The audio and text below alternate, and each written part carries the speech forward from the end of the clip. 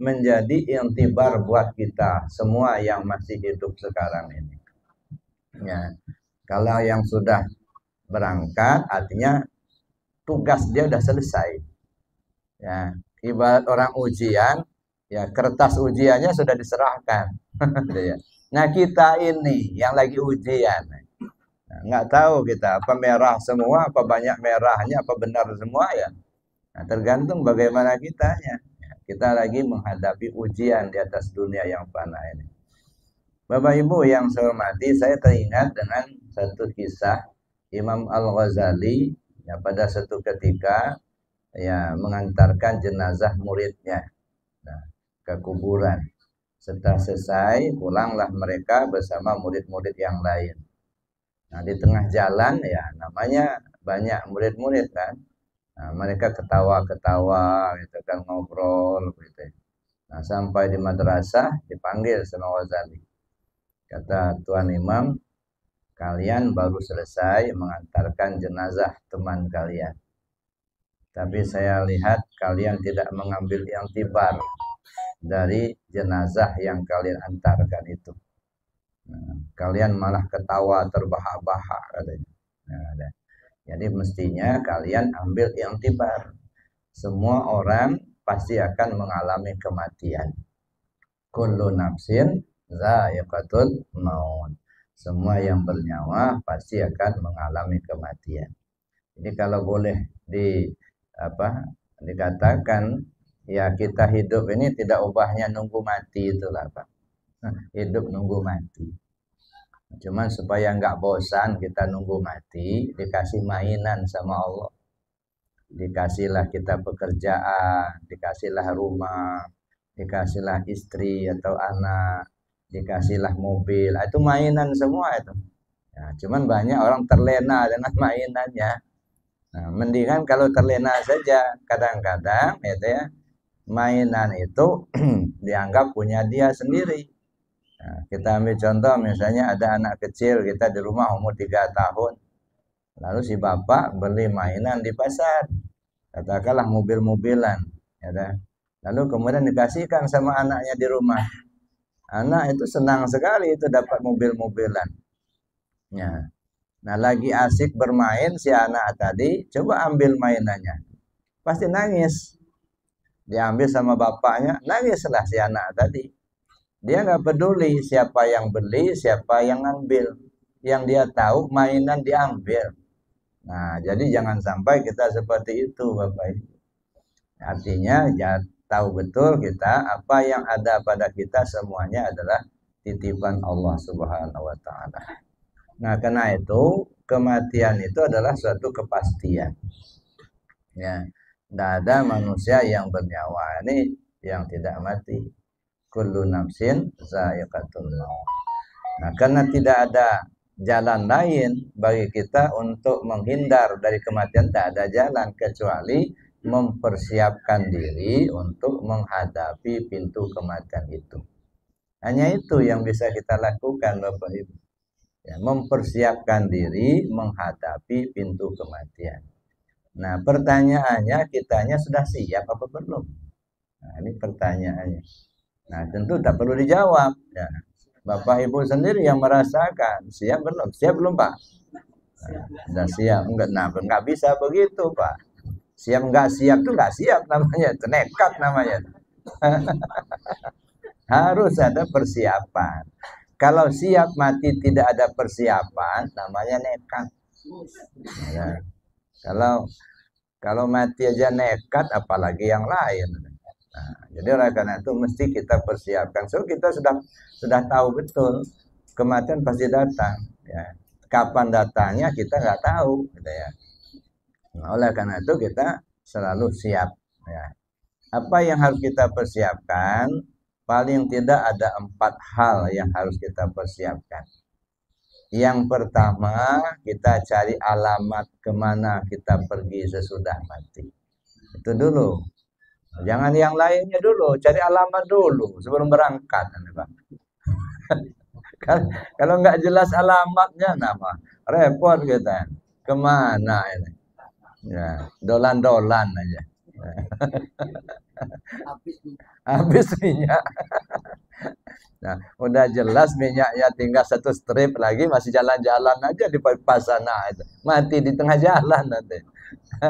Nah, mestinya kalau kita sudah paham, sudah sadar kita minyak tinggal strip lah, satu strip lagi, ya udah cepat-cepatlah ke terminal, Pak. Biar parkir di situ. Kalau sudah parkir aman kita. Mau kemana-mana, mobil sudah aman itu. Ini enggak, masih dolan-dolan juga. Nah, apalagi ya kita yang hadir ini kayaknya ada yang satu strip lagi, ada, ada yang mungkin 2 strip, ada ya. Walaupun kesunahnya kita nggak tahu kapan kita. Kadang-kadang yang tua nggak mati-mati. Nah, yang muda malah cepat mati. Ya, makanya mati itu bukan waiting list. Kalau waiting list itu kan nunggu giliran ya sesuai urutan. Ini enggak apa? Ya daftar cabut. Bukan giliran dalam arti apa namanya waiting list, tapi daftar cabut. Nah, bisa saja kalau bahasa Padangnya mambang jatuh kalapo jatuh juo. Nah, kalau bahasa Lampungnya itu bajang gugo, sidugan bisa gugo, miang mak gugo. Aduh Tuhan benar mak gugo. Malah tua lagi di atas. Ujung-ujungnya kelapa nyabang kata kawan. Padahal itu udah ketuaan kelapanya karena nggak jatuh-jatuh itu akhirnya berakar tumbuh pula di situ. Ada di kampung saya itu 5 Pak cabang kelapanya. Satu batang kelapa cabangnya 5. Ya ribut orang, kelapa mulai menyabang. Ini tanda akhir zaman katanya. Selidik punya selidik itu rupanya kelapanya sudah lama, itu terjepit sama apa nah? Sama ya apa nama kelapanya itu akhirnya numbuh di situ. Nah, berakar lah dia di situ. Nah, jadi itu Bapak Ibu yang saya hormati. Cari alamat dulu. Kemana kita pergi sesudah mati. Nah, alamat ini sangat penting Bapak Ibu. Ya dah. Kemana alamatnya? Inna lillah wa inna ilaihi rajiun. Dari Allah pulang ke Allah. Ya, bukan ke surga, bukan. Di kita ini kadang-kadang pikirnya ke surga aja itu ya. Nah, kenapa apa mau masuk surga? Bidadarinya banyak ada di situ. Nah, gratis lagi. Nah, jadi jangan Pak. Surga itu kenikmatan yang diberikan Allah kepada hamba. Kenikmatan sama ada makhluk juga. Nah contohnya ini, nah, ada kue. Ini kan enak-enak Pak. Bapak merasakan nikmat apa tidak makannya? Nah, makanan enak, tapi kita merasakan nikmat. Nah, itulah gambaran surga. Gambaran, bukan surga, gambaran surga. Ada makanan enak-enak, tapi kita nggak merasa enak makannya. Ya, makannya enak, ada sup janda gitu. Kan enak-enak itu. Tapi yang bersangkutan nggak selera makan. Kenapa? Nggak sehat. Makanya saya bilang lebih baik menyembelih ayam sakit asal kita sehat. Pak insya Allah habis juga. Ayam sakit disembelih, tapi kita sehat. Insya Allah habis 2 piring, 2 mangkok Pak. Daripada nyembelih ayam sehat kita sakit gitu. Nah, ayamnya sehat, kitanya sakit. Ada pahit rasanya. Padahal masin kata orang, pahit katanya. Udah sengaja betul dibikinkan sup janda. Tapi nggak enak katanya. Kenapa? Sakit. Nah, jadi itu. Jadi ada makanan enak dan kita pun enak makan. Ada makanan, ada orang yang makanannya tidak enak tapi merasa enak. Nah, jadi lebih baik kita ya enak makan daripada makanan enak, Pak. Nah, makanan enak tapi kita nggak merasa enak.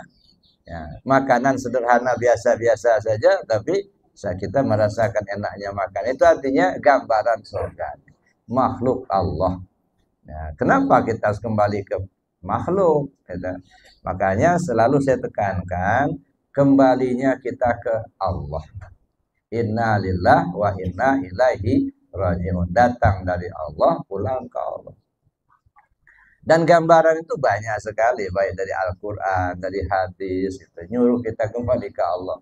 Ya ayyatuhan nafsul mutmainnah irji'i ila rabbiki radiyatan mardiyah fadkhuli fi ibadi wadkhuli jannati. Wahai jiwa yang tenang, kembalilah kau ke Tuhanmu. Nah, ke sini dulu, Pak. Nanti dulu surga itu. Kembali dulu kau ke Tuhanmu. Kalau kau sudah kembali kepada Allah, fadkhuli fi ibadi. Masuklah dalam komunitas hamba-hambaku, kata Allah. Nah, jadi masuklah kita dalam golongan hamba-hamba Allah yang diakui oleh Allah sebagai hambanya. Para anbiya, para mursalin, para aulia, para suhada, para solehin. Itu teman-teman kita. Masuk dalam komunitas itu, Pak. Setelah masuk dalam komunitas hamba-hamba Allah, oleh Allah dipersilakan wadkhuli jannati. Sekarang silakan masuk ke surgaku. Jadi ketiga itu, Pak. Ya, jangan sampai kita ujuk-ujuk langsung masuk. Nanti diusir sama malaikat deh. Nah, jadi itu Bapak Ibu yang saya hormati. Ya, kita yang pertama kembali kepada Allah. Tapi kembali kepada Allah itu tentu kita harus tahu dulu, ya dah. Alamatnya di mana? Allah itu ada di mana? Jangan sampai kita mencari Allah seperti mencari orang mencari kacamata yang sedang dipakai.